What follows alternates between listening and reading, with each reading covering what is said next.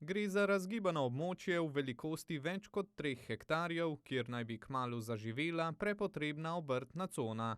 Jaz sem prav vesel, da bo tudi v občini Žužemberk nastala ena nova industrijska cona, tudi za naše podjetnike, obrtnike, tako da ne bojo več hodili v druge občine ali pa se vozili mimo občine Žužemberk, kot je bilo to v zadnjih 20 letih.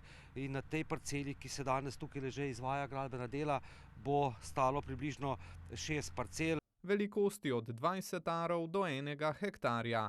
Zanimanje zanje pa je že veliko. Ena parcela je že prodana do sedaj, ampak ljudje me že kličejo, kot so videli zdaj stroje na samem terenu, kličejo in bojo verjetno v čim krajšem možnem času tudi pokupili te parcele. In jaz sem zelo vesel in ponosen, da bomo lahko tudi naše občane in občanke tukaj dobile delo in pa seveda svojo zaposlitev. Še prej pa čaka delavce težko delo in borba z zahtevnim terenom. Tukaj zdaj je približno 2-3 metre samo od ceste za izravnavo. Največji zalogaj te cone je pa seveda, ki bo treba znižati 12 metrov približno višinske razlike, da dobimo normalni plato in pa seveda normalno cono, ki bo potem tudi opremljena z infrastrukturo.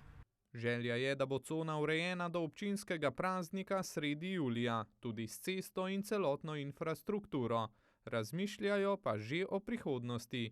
Ta denar, ki bo pritekel v občino Žužemberk, ki bomo te parcele prodali, bomo takoj šli razširiti tukaj čez cesto in bomo pokupili verjetno še 12 hektarov površin, tako da v občini Žužemberk ne bo manjkalo prostora za naše obrtnike, podjetnike.